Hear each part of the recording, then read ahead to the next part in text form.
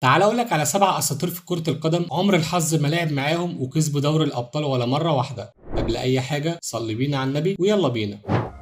يلا بينا.